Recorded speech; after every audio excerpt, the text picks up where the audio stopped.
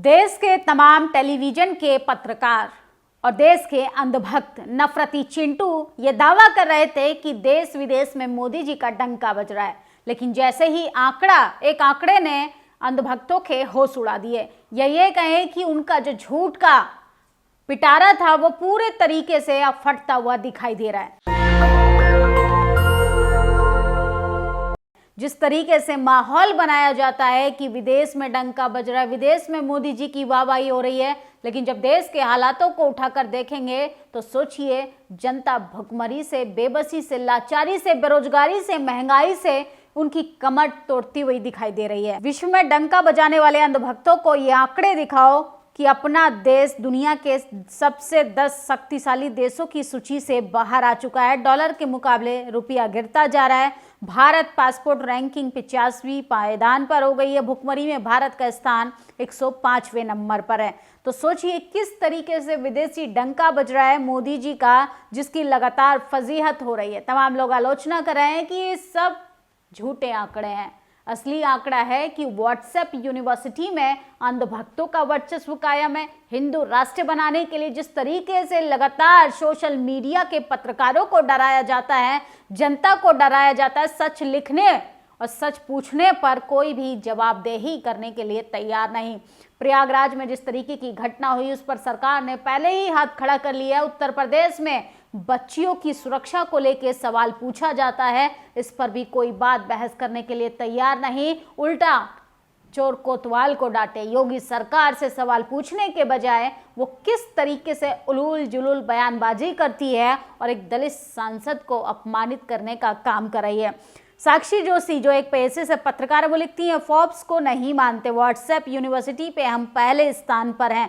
America, चीन, रूस, UK, Germany, दक्षिण कोरिया, फ्रांस, जापान, सऊदी अरब, इजराइल। तो सोचिए ये तमाम देश हैं, शक्तिशाली देश जो हैं, जिसमें सऊदी अरब को ऐड किया गया है और भारत को आउट कर दिया गया है। तो ये भारत का डंका बज रहा है, लेकिन अंधभक्त इसको भी नकार देंगे। अंधभक्त कहेंगे कि हम हिंदू राष्ट्र बनाकर छोड़ेंगे। वो हिंदू राष्ट्र है जिसमें दलित, पिछड़े, आदिवासियों की हालत जानवरों से भी बदतर होगी।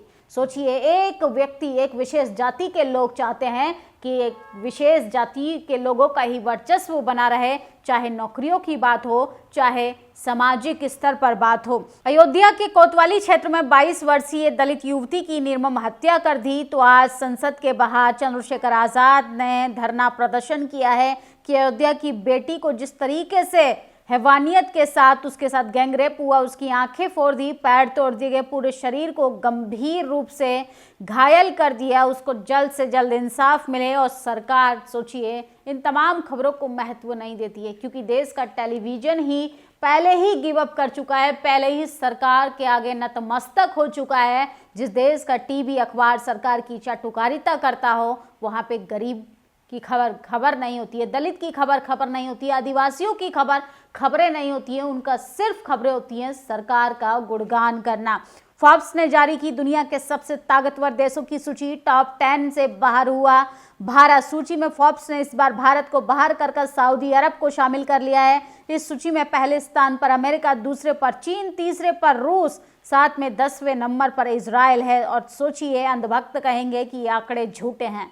अरे अपने देश के हालात नहीं सुधारे जा रहे, विदेश में जो डंका बज रहा था वो भी आपका हर बार की तरह जुमला ही निकला। बीजेपी वाले झुग्गियों में जाकर कह रहे हैं कि चुनाव आयोग से लोग चुनाव से पहली रात को आपका वोट डलवाने आ रहे हैं। ये सब फरेब कर झूठ बोल रहे हैं। चुनाव आयोग घर घर जाकर वोटिंग नहीं करवाता है। दिल्ली चुनाव में अमित शाह के गुंडों ने हिंसा की, दिल्ली दहल उठी। दिल्ली की जनता झाड़ू का बटन दबाकर जनता को जवाब देगी। तो सोचिए किस तरीके से गुंडागर्दी के, प्रशासन का, तमाम एजेंसियों का डर बिठाकर बीजेपी लगातार सत्ता पर काबिज रहना चाहती है। मिल्कीपुर में आज अखिलेश यादव की जनसभा है। चप्पे चप्पे पर पुलिस लगा दी है और पत्रकारों को धक्के मारकर निकाला जा रहा है ताकि इन खबरों को जगह ना दी पाए। अयोध्या में दलित बेटी की हत्या के आरोपी विजय साहू, दिग्विजय सिंह, हरिराम कोरी को बिना किसी सुनवाई के सीधा फांसी देना चाहिए। सोचिए किस तरीके से ये 3 आरोपी हैं जिन्होंने एक छोटी बच्ची का बलात्कार कर लिया और उसको बेरहमी से मार दिया। तो महिलाओं की सुरक्षा का जिम्मा लिया था सरकार ने, और तमाम मनुवादी, जातिवादी लोग कह रहे हैं कि अयोध्या के जो सांसद हैं अवधेश पासी को इस्तीफा दे देना चाहिए। अरे मुख्यमंत्री तो उत्तर प्रदेश के योगी आदित्यनाथ हैं, उनको इस्तीफा दे देना चाहिए। लगातार महिलाओं की सुरक्षा का जिम्मा लेने की बात करती है, कहती है देश सुरक्षित हाथों में, उत्तर प्रदेश सुरक्षित हाथों में है। तो अयोध्या नगरी में जिस तरीके से महिलाओं बच्चियों का बलात्कार हो रहा है, एक चिंता का विषय। वाह जी वाह, गवाह पलट दिए गए, बयान बदल दिए गए। 2 दिन के भीतर उस लड़की नेहा ओझा को हटा दिया गया। भगदड़ की पूरी खबर दबा दी गई। नेहा कोलकाता से है, BHU से है। उसने 300 रुपये दिहाड़ी पर आया कर्मचारी बता दिया। वाकई योगी जी का प्रशासन शानदार है। तो सोचिए, जहां पर हल्दीराम के स्टॉल में जिस तरीके से भगदड़ मची थी, उस पूरे खबर को ही दबा दिया गया, वहां से उस बच्ची को भी हटा दिया गया। ये है योगी जी का विकास, ये है भाजपा का विकास, जहां पर तमाम सबूतों को लगातार रातों रात मिटा दिया जाता है। ये कभी नहीं सुधरेंगे, क्योंकि कुत्ते की पूंछ सीधी नहीं हो सकती है। अयोध्या सीट के दलित सांसद अवधेश पासी पर योगी का आपत्तिजनक बयान आया है। सोचिए किस तरीके से योगी जो है प्रयागराज की घटना पर आंसू बहाते हैं तो खबर बनती है, वहीं अवधेश पासी दलित बच्ची के साथ निर्मम हत्या कर दी जाती है, उसका बलात्कार कर लिया जाता है, वो भावुक हो गए हैं। तो जातिवादी कह रहे हैं कि उनको इस्तीफा दे देना चाहिए। असल में यही जातिवाद है। अयोध्या में दलित युवती से गैंगरेप हत्या मामले पर योगी ने सपा सांसद अवधेश पासी पर अन्य कार्यकर्ताओं पर हमला बोला। CM ने बोला बेटी की घटना में कोई सपाई ही शामिल होगा, घटना पर सांसद नौटंकी कराएं, ये सपाई नहीं सुधरेंगे। सपा को गालीबाजी ही प्यारे हैं, इनको मिल्कीपुर मोइन खान और कन्नौज पर नवाब यादव प्यारा है। तो सोचिए किस तरीके से एक लाश पर भी, एक बच्ची की निर्मम हत्या हो गई है, उस पर भी राजनीति कर रही है भाजपा सरकार।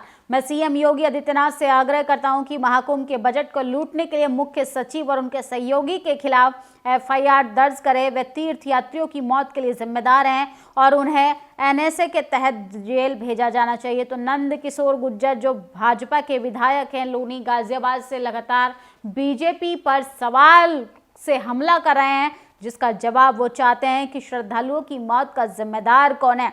गिरगिट और शुभम शुक्ला में बस इतना ही अंतर है। गिरगिट खतरा देखकर रंग बदलता है, शुभम शुक्ला पोगा पंडित मौका देखकर रंग बदलता है। इसके आगे मैं कुछ नहीं कहूंगा। तो सोचिए किस तरीके से योगी का रोना इनको भावुकता लग रहा है। वहीं अवधेश पासी अगर भावुक हो गए हैं किसी बच्ची के मरने से, दलित बच्ची की निर्मम हत्या हो जाती है, बलात्कार होकर उसकी हड्डियां तोड़ दी जाती हैं, बेरहमी के साथ मानवता को शर्मसार करने वाली घटना होती है, अगर उस पर वो भावुक होते हैं, तो शुभम शुक्ला नाम का ये जातिवादी व्यक्ति कहता है कि ये सिर्फ पॉलिटिकल स्टंट है। वहीं योगी के आंसुओं को वो लोग भावुकता बताते हैं। तो ये जातिवाद है। किस तरीके से अपनी चरम सीमा पर है। फोर्ब्स ने दुनिया के 10 सबसे शक्तिशाली देशों की सूची जारी की, जिसमें से भारत जो है वो आउट हो गया है। कोरिया, अरब, इजराइल जैसे भारत से बहुत छोटे मुल्क भी शामिल है, जबकि पिछले 11 साल में करोड़ों डॉलर खर्च करके हम लोगों ने मिसगाइड किया गया कि मोदी जी के नेतृत्व में भारत का डंका बज रहा है। तो मोदी जी जल्द से जल्द इस्तीफा दे दीजिए, क्योंकि आपने देश की जनता का पैसा सिर्फ अपनी खोखली छवि को बचाने के लिए खर्च कर दिया। जनता लगातार टैक्स भर रही है, GST की मार झेल रही है, लेकिन आपने तो भारत की ही शान को बट्टा लगा दिया। कन्नौज में भदौरियन पूर्व गांव में पाल समाज के भाई अशोक पाल के घर बुलडोजर चला दिया, भेड़ को भी कुचल दिया गया। यूपी की योगी सरकार गरीबों के आशियाने को उजाड़ रही है, उन्हें बेघर कर रही है। प्रदेश में प्रशासन मनमानी चरम पर है। शासन प्रशासन के कड़े शब्दों को किस तरीके से संज्ञान लेकर पीड़ितों को मुआवजा देने की। तो बुलडोजर का लगातार विकास जारी है। सुप्रीम कोर्ट ने कुंभ में हुए हादसे के संबंध में याचिका को खारिज कर दिया है। और कैसे बूढ़े मोड़े ने मारकर खून निकाल दिया। कुंभ में बैठे ज्यादातर साधु पहचान बदले हुए अपराधी हैं, जिंदगी से फ्रस्ट्रेट और गजड़ी सुलफेड़ी लोग हैं, जो कि बददिमाग लोग हैं। और कैसे एक श्रद्धालु आया, उसको मार मार कर इतना मारा कि उसका खून निकाल दिया। किस तरीके से गुंडागर्दी अपनी चरम सीमा पर है। तो ऐसे अपराधियों को भी एक्सपोज करना जरूरी है। और आज बजट सत्र का तीसरा दिन था, हंगामा हुआ सदन के अंदर। महाकुंभ हादसे के आंकड़े पूछे जा रहे हैं और स्पीकर हर बार की तरह माइक म्यूट कर दे रहे हैं। तो ये है बीजेपी का विकास। हल्दीराम का स्टोर तो याद ही होगा, हम सभी ने नेहा नाम की लड़की की बातें सुनी, जिसमें बताया हादसे के समय क्या हालात थे। उसी स्टोर में सोचिए पूरा स्टाफ बदल दिया गया और वहां पर स्टाफ का कहना है कि ऐसी कोई घटना नहीं हुई थी, ऐसी कोई तोड़फोड़ नहीं हुई थी। मिल्कीपुर में योगी आदित्यनाथ की पुलिस की गुंडागर्दी, पत्रकारों को मिल्कीपुर नहीं जाने दे रही है। आखिर क्यों छुपाया जा रहा है मिल्कीपुर का चुनावी आंकड़ा? फोर्ब्स के अनुसार दुनिया के शक्तिशाली देशों से भारत आउट हो गया है। विदेश में डंका बजने वाले अंधभक्तों को यह आंकड़ा दिखाओ, भारत देश के शक्तिशाली देशों से बाहर हो गया। अगर आप पीड़ित हिंदुओं की बात करेंगे तो आप चाहे शंकराचार्य ही क्यों ना हो, भाजपा आपको अपमानित करने में कोई कसर नहीं छोड़ेगी। इससे आप अंदाजा लगाइए कि एसटी, एससी, ओबीसी के हक अधिकारों की बात करने वाले पत्रकारों को क्या कुछ झेलना पड़ता होगा, जबकि एक शंकराचार्य को सिर्फ इस बात के लिए इतना गाली गलौज, इतने अपशब्दों का सामना करना पड़ रहा है कि उन्होंने बोला कि योगी को इस्तीफा दे देना चाहिए क्योंकि उनसे प्रशासन व्यवस्था नहीं संभल पा रही है।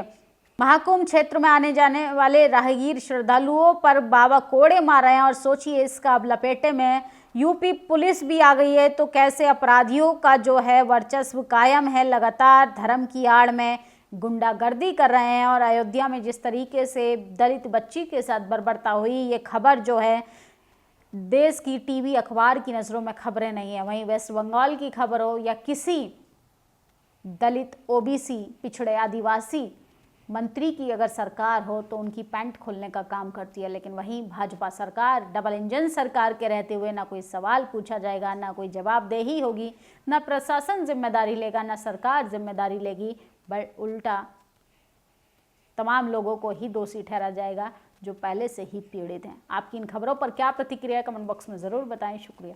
नेशनल दस्तक की आपसे गुजारिश है कि अगर इसको बचाना चाहते हैं तो नेशनल दस्तक को सब्सक्राइब करने के लिए रेड कलर के सब्सक्राइब बटन को दबाएं, फिर बेल आइकन की घंटी दबाएं। नेशनल दस्तक को बचाने के लिए बहुत जरूरी है कि हर खबर को शेयर करें, लाइक करें, कमेंट जरूर करें।